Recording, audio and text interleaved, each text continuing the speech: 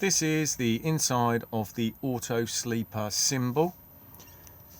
If I firstly move to the main control panel, I can turn the 12 volt on just here. Once we turn the 12 volt on, we can turn the water pump on and off just here. We need the water pump on to get water out of the taps and fill the boiler. As you can see, it's also just indicating now that we're low on fresh water. To silence this, just press the button just there. This next button is the main isolator for all of the onboard lights, and then they can all be individually turned on and off on their own switches. Awning light on and off just here. This button here does absolutely nothing. This is a generic control panel, and this would be for other models that have dimmable lighting. Next we have battery selection. So if I now press this, we've switched over to the vehicle battery, and if I press it again, we then switch over to the leisure battery. Whichever battery you have selected on here is the battery that you are using to power the back end of the van. And if you are connected to main supply, this is then also the battery you are charging. Tank heaters on and off just here for both fresh and waste water tanks. So if you are using the motorhome in extremely cold climate, you can pop this on to avoid any frost damage occurring. All other information is then given via scrolling. So if I just go back to the beginning, so we have the auto sleeper logo. We have the external temperature. We have this little lightning strike here, just letting us know that we're currently connected to mains electricity, the time, and then the internal temperature. If I now begin to scroll, we can have it just as a clock. This is where we can alter the clock, etc. Anything you need to change, just arrow into it. So I can alter the time of the clock just there, just using the arrows here. I can set a wake up alarm if I want. So set it whatever time you want and then turn it on and off just here. As you can see, that's now on. And you can also set a countdown timer if you wish.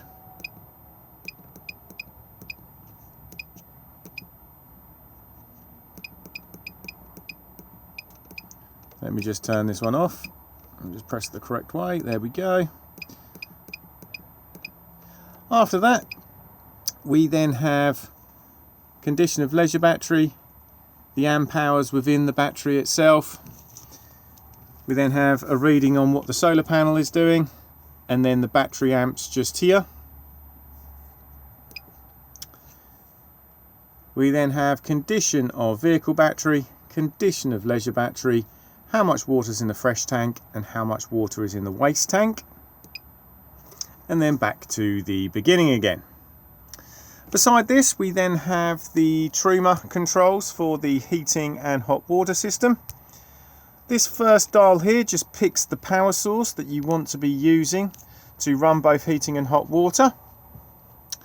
So you'll see we have wavy lines and we have flames. Wavy lines represent mains electricity and flames represent gas. So if I was now to fire the system up, we would be using main supply using 2 kilowatts. If we're on a low amp site, I can drop the power consumption to 1 kilowatt. This will help to avoid tripping. If we have no main supply, I can solely run on the gas by going onto the little flame. And if we have both power sources available to us, we can use dual fuel. So gas and mains at 1 kilowatt and gas and mains at 2 kilowatts. Dual fuel is very handy, especially in the winter months if you want to get up to temperature nice and quickly. So if I now go right the way back up to the top, so we're going to be using main supply at 2 kilowatts. We can then come across to this dial here to decide whether or not we just want hot water, or if we just want heating, or if we require both at the same time. So at the moment, you'll see the system is off. If I now flick the outer dial up, we're now on 40 degrees. So this is hot water at 40 degrees on mains electricity. This amber light here is just indicating that we're using main supply. And if I now flick up again, we then have hot water on the main supply at 60 degrees.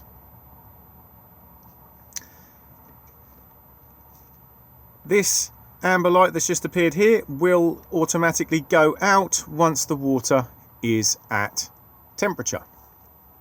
If I now go back to off and I now flick down, you'll see we have a little picture of a flame just there. That little flame there just represents the heating system. It does not represent gas on this side. So this would now be heating on its own on mains electricity. We're getting a green flashing light at the moment. It's because I've already had the system running, and it does require a little cool down before it lets you select anything else. If I now flick down to the last one just here, we have hot water at 60 degrees and a flame representing heating. So we've got hot water and heating on together. And again, just control the temperature of the heating just on the inner dial just here. And again, the amber light will go out once you are at temperature. If I now just switch to gas, obviously the amber light will go out on this side here, just indicating that we're no longer using main supply.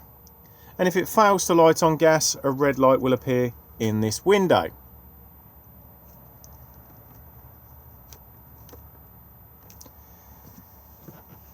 If I now move down to the bench seat just here and remove the cushions, and I now lift up,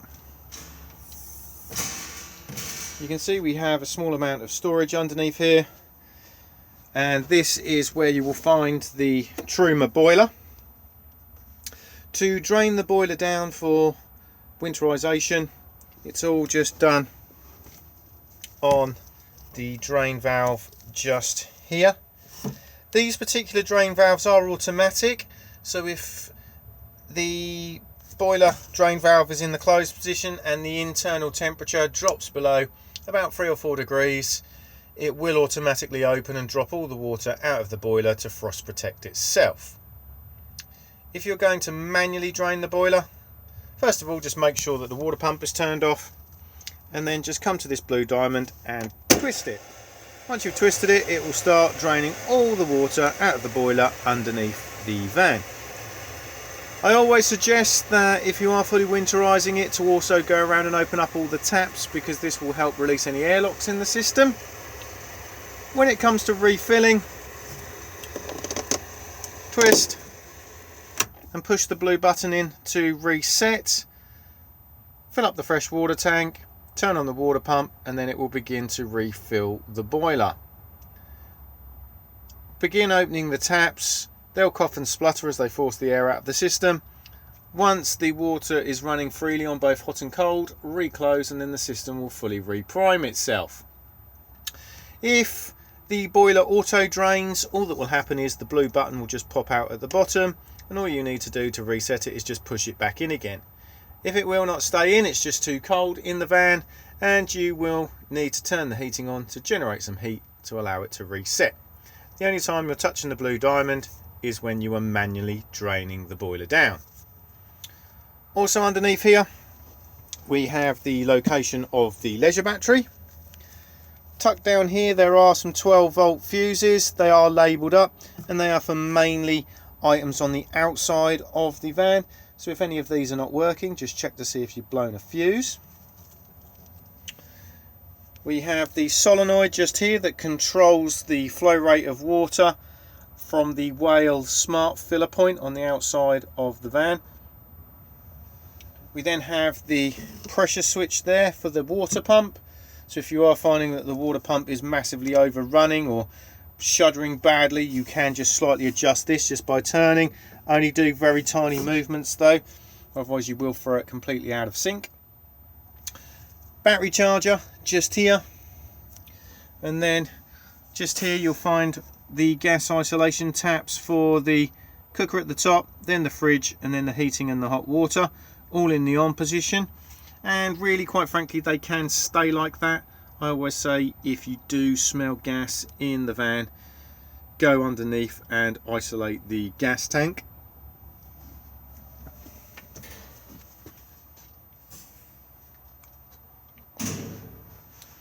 Just here we have the small little coffee table top just there, and the table pole for it is located in the wardrobe, and then it just drops into the hole just there.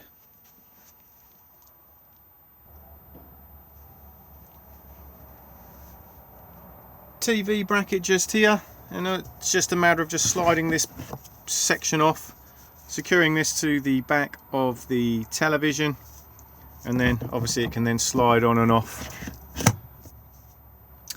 Plugs in just at the top here,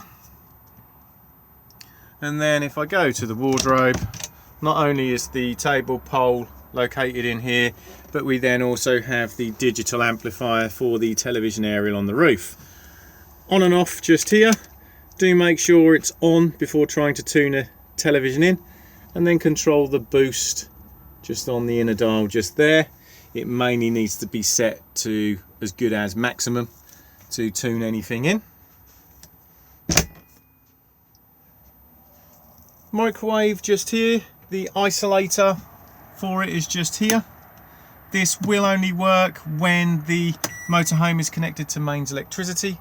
It's always advisable to remove all contents for travel. And then we have power settings here. Very handy to drop lower if you are on a lower amp site to try and avoid tripping. Then we have wait time, defrost, etc.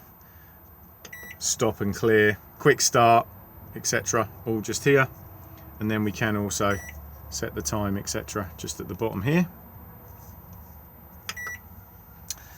Beneath the microwave is the extractor fan. Lights on and off just here. And then we have fan speed just here. And then beneath that is the 3 gas rings. And to use these, just push in, twist and push the igniter.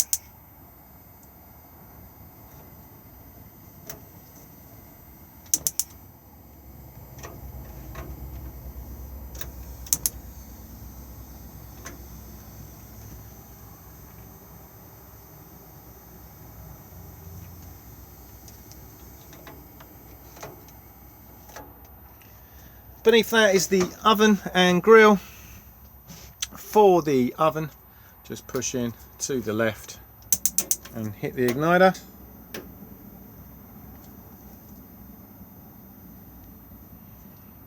And then if I go back to off and then push in and go to the right, we can then fire up the grill.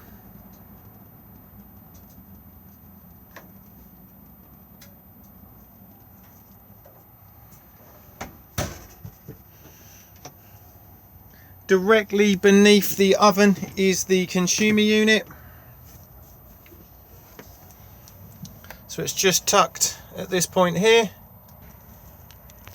So at the bottom just here we have the mains trip switches. So we've got the individual MCBs, the main RCD and the test button just there. So if anything is not working on main supply, just check to see if you've tripped at this point here. We then have the 12 volt fuses just here. So again, if anything is not working on 12 volt, just again check to see if a fuse is blown. Tucked up the top just here, we have isolator switches for components that use main supply. So we have heating and hot water just here. So if these are turned off and you're trying to use the Truma controls, they will not respond, so just make sure that these are on. The green one is to turn the battery charger on and off. Obviously if this is off, you will not be able to charge batteries when connected to main supply. And then this one here will illuminate if you have reverse polarity connected to the van. This can sometimes be found on some continental sites. Controls, again, very similar to the ones that are on the main control panel, so we can switch between the leisure and vehicle batteries just here, turn the lights on and off, turn the water pump on and off, and then the main 12 volt master button just there. Full system shutdown on the black button just there, so if you're not using the motorhome for long periods of time, you can press this and then it will kill any residual draw on the leisure battery. Tucked here is just the waste tank heater isolation switch. So on the main control panel, when you turn the tank heaters on, at the moment both the fresh and the waste tank heaters will come on. If you do not want the waste tank heater to come on, you can just turn it off there, which is very handy if you have no wastewater in the tank.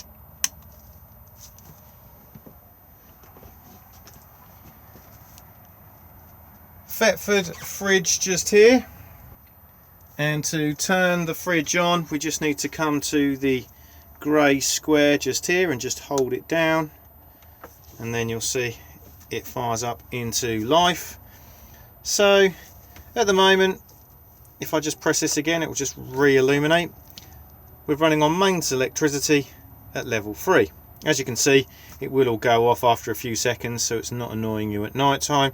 You can see that the fridge is still on by the little green light just there. If I want to run it on anything else, just literally hold the grey button in and it will begin to flash. So we have main supply.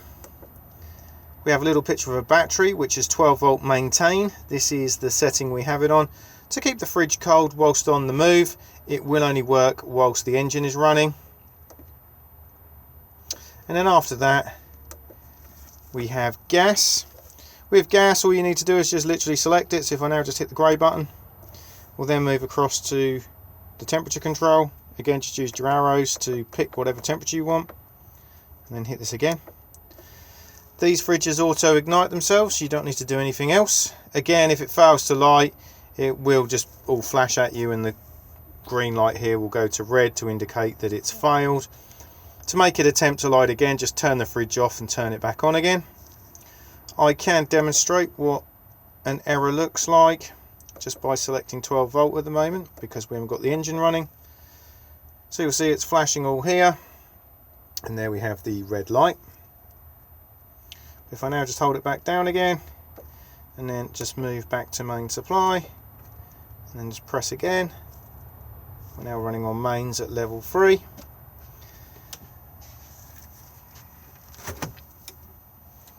Then we have the freezer box just at the top just there. And to turn it back off again, just hold this button in just here.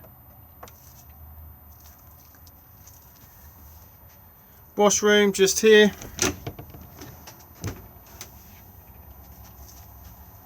And in here we have the pull down basin.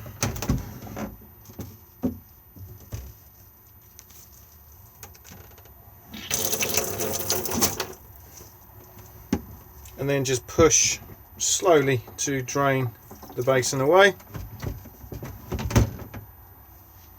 And then we have the Dometic Toilet just here.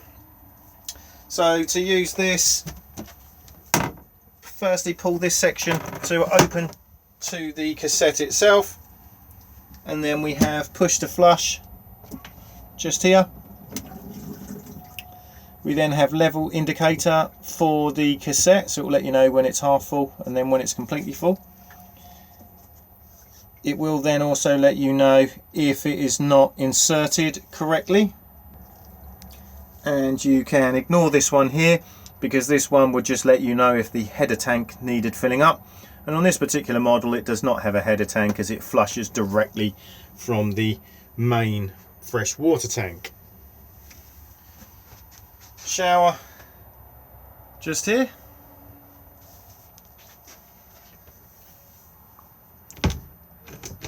In this van you can either have 2 single beds or a double. The single bed for this side is extremely easy. It's just a matter of pushing this lever here and then sliding the chair forward, and then just dropping the cushions into place.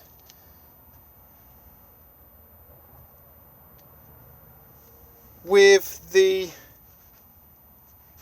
bed on this side, all you need to do is just slide the driver's seat forward and then take this infill just here and then just pop it into place just here.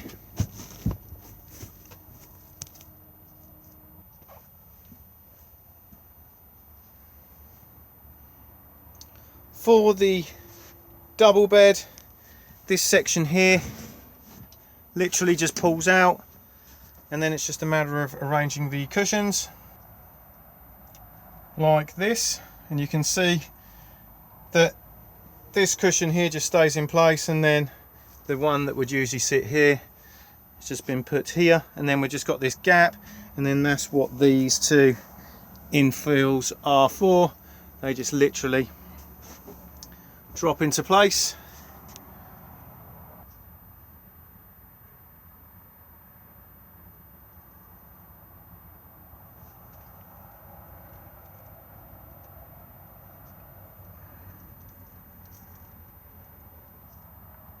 Both the passenger and driver's seat do rotate round, as you can see. The driver's seat is slightly more limited than the passenger seat. The passenger seat can go right the way round, whereas with the driver's it does only go a little way round. But they both rotate just on this lever just here. They're also height adjustable just on the side levers, and then we have the normal backrest movement and lumbar support adjustment just there.